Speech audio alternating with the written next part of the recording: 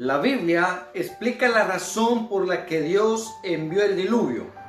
Fue porque tanto el hombre como la tierra misma se habían corrompido. Historia que la vas a encontrar en Génesis capítulo 6, capítulo 7 en adelante.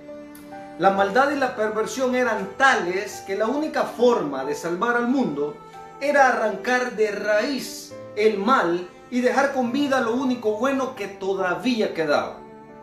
Con el diluvio, Dios lavó el mundo. Fue una especie de bautismo, dando a la humanidad la oportunidad de un nuevo comienzo. Eso tú lo vas a encontrar en 1 Pedro 3, 20-21. El diluvio no llegó de una forma repentina, sino después de décadas y décadas de advertencia. Y esto hay que entenderlo, que por principio el juicio no llega sin previa advertencia. A Noé le tomó aproximadamente 120 años de construir el arca. Fueron 120 años de amonestación y predicación. Y esta obra de construcción serviría no solo como instrumento de salvación, sino también como un llamado a la humanidad para hacerle recapacitar. Por ejemplo, la vida de Matusalén como profecía viviente fue una señal que revelaba que el juicio llegaría cuando éste muriera. No es casualidad que fue el hombre que más tiempo vivió, porque la misericordia de Dios se extiende, dando tiempo para que todos se arrepientan. Según la tradición judía, Matusalén murió 7 días antes del diluvio. Y fue ahí donde Dios le dio la orden a Noé de entrar en el arca con su familia y todos los animales que habían llegado para ser salvos. En hebreo, Matusalén se traduce literalmente: cuando él muera será enviado. Su nombre, por lo tanto, nos indica que a su muerte sería enviado algo. ¿Qué sería enviado? De acuerdo a este contexto, nos indica que lo que iba a enviar Dios era el diluvio. Es impresionante, pero su nombre profetizaba que a su muerte comenzaría el diluvio. Era una profecía viviente. En Génesis capítulo 7, verso 1 dice: entra tú y toda tu casa en el arca, porque a ti he visto justo ante mí en esta generación. Génesis 7, versículo 1. A Noé le fue dada la orden de meter a todos los animales y a su familia en el arca. Entró al arca Noé, su esposa, sus 3 hijos, que eran Sem, Cam y Jafet, y también sus 3 esposas de sus hijos. Entra al arca. Esta es la misma invitación que nuestro Señor Jesucristo nos está haciendo hoy. Nos está invitando a que seamos parte del plan de redención, que Jesús mismo lleve nuestro caso ante el Padre Celestial. He visto que solo tú eres justo. El término justo designa a una persona que conserva su pureza moral en medio de todas las tentaciones y seducciones que le rodeaban. Este fue en efecto el caso del siervo Noé, quien se mantuvo apartado de la depravación y de la perversión en su siglo. El siervo Noé. Dios instruyó a Noé: mete 7 parejas de animales limpios y de los demás solo una pareja. Y la razón de esto es porque los animales limpios iban a servir posteriormente para sacrificios y alimento, mientras que los otros se iban a procrear, y esto con la intención de poblar de nuevo el mundo. Porque dentro de 7 días haré llover. Estos 7 días, según la tradición judía y de acuerdo a los estudios de la Torá, se refieren a 7 días de duelo por el justo Matusalén. Pues Dios mismo fue sensible a su honor y por respeto a él demoró el castigo. Cuenta los años de Matusalén, que fueron 969 años, en el capítulo 5 de Génesis. Te vas a dar cuenta que finalizan en el año 600 de la vida de Noé, cuando vino el diluvio. Ahora hablemos acerca de la expresión 40 días y 40 noches. Estos días casualmente corresponden al periodo de tiempo inicial para la formación de un feto, pues los hombres de esa generación habían pecado a molestar a su creador en formar bastardos con experimentos de amalgamación. Pero ¿cuál es el significado espiritual de ese número 40? Podríamos decir que el número 40 es un número que se utiliza para señalar un tiempo de prueba o como que fuera un examen para poner algo o a alguien en evidencia, ya sea bueno o sea malo. Si se pasa la prueba, se demuestra durante ese periodo tal evidencia positiva, o de lo contrario, de igual manera, si no pasa la prueba, se demuestra durante ese periodo ya la evidencia negativa. Existen muchos casos donde el número 40 es utilizado en las Sagradas Escrituras. Los tiempos de prueba, por poner un ejemplo, Dios le ha dado tiempo de prueba de 40 años a los seres humanos. En el caso del diluvio, 40 días, 40 noches. En el caso de Israel, cuando pasó 400 años en Egipto, 40 por 10. 40 años también, la palabra de Dios nos habla en el Éxodo, que fueron 40 años en el desierto. Jonás predicó también por 40 días. Cristo estuvo en el desierto siendo tentado por el diablo 40 días. Después de resucitar Jesús, se le presentó a sus discípulos y estuvo 40 días predicando antes de ascender al cielo. El pueblo de Israel recibió la predicación del evangelio por 40 años antes que el juicio viniese sobre la nación y la ciudad de Jerusalén, cuando fue destruido Jerusalén y el templo. En Génesis capítulo 7, versículos del 10 en adelante, nos dice que el séptimo día Dios hizo llover sobre la tierra. El año 600 de la vida de Noé, en el mes segundo, a los 17 días del mes, en ese mismo día, se rompieron las fuentes del gran abismo y las puertas del cielo fueron abiertas. Note que las aguas del diluvio no solo cayeron del cielo como lluvia, sino que salieron también profundidades de agua del gran abismo, que puede referirse a lo más profundo de los océanos. Seguramente la lluvia sorprendió a toda la población, ya que hasta ese momento nunca había llovido, sino que lo que mojaba la tierra era un vapor o rocío. Eso tú lo vas a encontrar en Génesis capítulo 2, versos 5 al verso 6. Y la lluvia cayó por más de un mes continuo. Vemos que el diluvio no solo fue el producto de la lluvia del cielo, sino también de aguas subterráneas que fueron desatadas para inundar la tierra. De eso aprendemos que lo que pasó en el diluvio fue una especie de inmersión. Era una purificación por medio de aguas rituales. Para que una inmersión sea perfecta, debe ser hecha en un gran contenedor donde se va a retener el agua, es decir, una acumulación de aguas vivas, naturales, que proceden en su mayoría de fuentes subterráneas.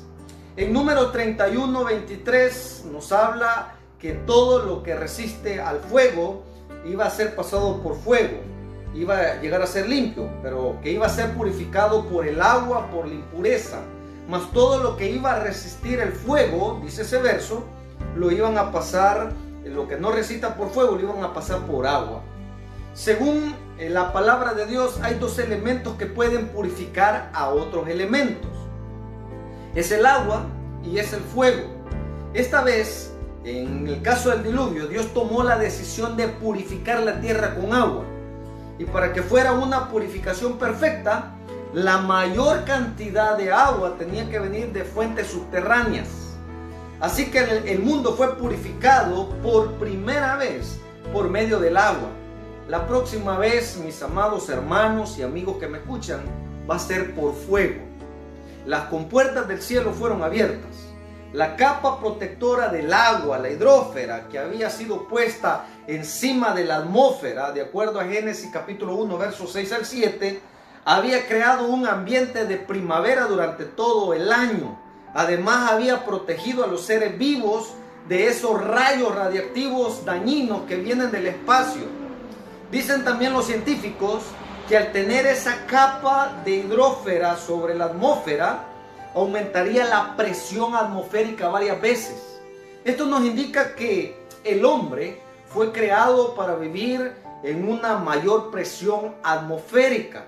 Todo esto podría ser la razón por la cual los hombres en aquel entonces vivían durante mucho tiempo antes del diluvio. Así que después del diluvio vinieron cambios climatológicos, fueron tan importantes que la edad del hombre fue reducida a una décima parte de la que había antes. Ahora las compuertas del cielo fueron abiertas y cayó sobre la tierra toda esa agua que había estado por encima de la atmósfera. A partir de ese momento, el mundo iba a ser distinto. Hasta las estrellas tenían que verse distintas. Era algo diferente para el planeta Tierra. El día que Dios cerró el arca, Dios hizo que toda la tierra, de acuerdo a la tradición judía, se moviera, el sol se oscureciera, la tierra se moviera violentamente, habían relámpagos y truenos, cosas que los habitantes de la tierra nunca habían visto ni habían conocido antes. Y Dios hizo esto para causar temor en los hombres, para que no hicieran más cosas malas, actos malos. Pero aún así, los hombres no se arrepintieron de sus malas obras, sino que incrementaron el enojo contra Dios. Una vez transcurrido esos 7 días de que Noé y su familia y los animales ya estaban en el arca con la puerta cerrada, entonces comenzó el diluvio. Se abrieron las fuentes de los cielos, empezó a llover sin parar durante 40 días completos. Lo vas a encontrar en Génesis capítulo 7, versículos 10 al versículo 12. Ya empezada la lluvia, animales y hombres rodearon aquella arca y le gritaban a Noé que les abriera y que ahora sí le creían. Pero Noé tuvo que haberles revelado y dicho que él les había predicado por 120 años y no se arrepintieron. Fue el mismo Dios quien cerró la puerta, no se podía abrir ya. Y las obras malas eran practicadas por aquellas personas. Dejaron ahora en evidencia que la predicación era verdadera por parte del siervo Noé. Dios hizo en esos momentos, de acuerdo a la tradición judía, que los animales se volvieran en contra de aquellos que estaban queriendo abrir la puerta. La lluvia continuó, llegó hasta los montes altos del planeta, fueron cubiertos, murieron los seres humanos, los gigantes, los animales terrestres, reptiles, aves. 15 codos, dice la palabra de Dios, más altos subieron las aguas. Después fueron cubiertos todos los montes. Génesis 7:12, y llovió sobre la tierra 40 días y 40 noches. Comenzó el diluvio. Surgió del cielo en forma de lluvias intensas. De la tierra misma, de las fuentes del gran abismo, brotaron esas masas de agua. Estas últimas eran aguas hirvientes a causa de las sustancias sulfúricas que contenían. De ahí es porque Dios mandó a Noé que calafateara el arca y cayó la lluvia sobre la tierra. Vemos que empezó a llevar a cabo lo que Dios a través de Noé les había anunciado. El diluvio duró 40 días y 40 noches, luego de la cual la lluvia terminó. Sin embargo, las aguas cubrieron la tierra por mucho tiempo más. De acuerdo a Génesis capítulo 8, versículos de 3 en adelante, las aguas empezaron a bajar gradualmente de sobre la tierra, y al cabo de 150 días, las aguas habían ya decrecido. Y en el mes séptimo, el día 17 del mes, el arca descansó sobre los montes de Ararat. El arca reposó el día 17 del mes de Nisán. Cuando la Biblia señala esta fecha, es porque hay algo significativo y bastante importante para los estudiosos de la palabra. Más tarde vemos que en la Biblia, el 17 de Nisán es la fecha en que los israelitas cruzaron el Mar Rojo. Ellos también pasaron por el agua y fueron figurativamente bautizados. De acuerdo a 1 Corintios capítulo 10, el apóstol Pablo nos habla acerca de ello. Hubo un nuevo inicio para el hombre israelita. ¿No es esto lo mismo que hacemos nosotros hoy cuando decidimos ser bautizados?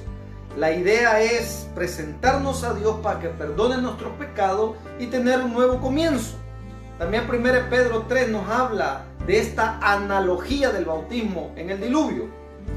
El bautismo ahora es el símbolo de salvación. Necesitamos llegar al Padre para que nos perdone de nuestros pecados por medio de este símbolo. Mediante la resurrección de Jesús, el 17 de Nisán nos muestra la palabra que también Él resucita, porque estaba profetizado que en la Pascua, el 14 de Nisán, iba a ser muerto el Cordero. Dice la palabra que vinieron macho y hembra de toda carne, vinieron ante el Señor Dios ahí en el arca, y Dios mismo cerró la puerta. El arca representa la salvación para todos los hombres, y la puerta es la puerta de la gracia. Llegará un momento cuando la puerta de la gracia va a ser cerrada. Su gracia tiene un límite para el pecador. Si el pecador no se arrepiente a tiempo, el Eterno, el Misericordioso, tendrá que cerrar la puerta de la gracia para dejar lugar al juicio condenatorio, como le pasó a los antediluvianos. Cuando Él cierre la puerta, ningún hombre puede abrirla. Murió toda carne y Dios cerró la puerta. Aquí vemos que Dios cierra la puerta. La Biblia ya ha mencionado que Noé ya había ingresado al arca, por lo cual pareciera innecesario decir que Dios cerró la puerta frente a él. Por ello, señala aquí que debe de entenderse en el sentido que se cerró la puerta para el provecho de Noé y toda su familia. A esta protección se refiere el pacto que Dios hizo con él, que estaba mencionado en el capítulo 6 del libro de Génesis y el versículo 18. El arca era la salvación de Noé y la condenación, por supuesto, para todo el mundo. No existen segundas oportunidades para los que se quedan al margen y no reciben a Jesús como la puerta.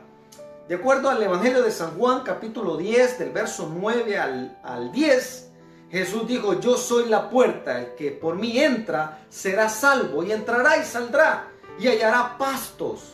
El ladrón no viene sino a hurtar, matar y destruir, mas el Hijo del Hombre ha venido a dar vida y vida en abundancia. Ese es un verso muy conocido, San Juan capítulo 10, versículo 10. Mientras que Génesis capítulo 7, versículos del 22 en adelante, todo lo que tenía aliento de espíritu, de vida en sus narices, y todo lo que había en la tierra murió. Así fue destruida toda sustancia que vivía sobre la faz de la tierra, desde el hombre hasta la bestia. Y los reptiles y las aves del cielo fueron raídos de la tierra, y quedó solamente Noé y lo que con él estaba en el arca. Y prevalecieron las aguas sobre la tierra. 150 días el agua empezó a decrecer. En esta sección de nuestro desarrollo del tema, vemos cómo se repite varias veces que toda carne, incluidos los hombres, murieron. Este es el testimonio del Eterno. transmitido a nosotros por el profeta Moisés en el libro de Génesis. Solamente 8 personas sobrevivieron al diluvio. Una pregunta importante sería, ¿por qué pereció aquel mundo antiguo? El diluvio no fue un desastre natural, sino el justo castigo de Dios. Aunque se dio advertencia, casi todo el mundo la pasó por alto. ¿Por qué? Jesús así lo explicó. En aquellos días, antes del diluvio, estaban comiendo, bebiendo, los hombres se casaban y las mujeres siendo dadas en matrimonio hasta el día en que Noé entró en el arca. Y no hicieron caso hasta que vino el diluvio y los barrió a todos. Eso aparece en Mateo capítulo 24. Esta historia está plasmada para que reflexionemos y meditemos, porque dice la palabra, como los días de Noé, así será el fin de este mundo. Aprovechemos, mis amados hermanos y amigos, la misericordia de Dios. Trabemos de la justicia. Busquemos a Dios mientras pueda ser hallado. Así lo dice el libro de Isaías 55:6. Busca al Señor mientras pueda ser hallado. Yo te quiero hacer la invitación a que aceptes a Jesús, le recibas como el Salvador personal antes que todas estas cosas acontezcan y nuestras vidas estén protegidas en las manos del Todopoderoso. Que Dios derrame abundantes bendiciones y te invito a hacer una oración para finalizar esta meditación. Oremos. Querido Padre, buen Dios, que su nombre sea alabado, exaltado. Gracias, Señor, porque tú has dejado tu palabra para advertirnos. Así como el siervo Noé predicó por 120 años, esta humanidad está siendo advertida a través de este mensaje. Bendiga, Señor eterno, a aquellos a quien este mensaje va a llegar, que puedan tomar la decisión más importante de sus vidas, aceptarte a ti como la puerta que en estos momentos está abierta y que muy pronto se va a cerrar. Y aquellos que han aceptado tu nombre y han bendecido tu nombre serán sellados para vida eterna. Bendiga a nuestros amigos y hermanos. En el nombre de Jesús oramos. Amén. Dios les bendiga.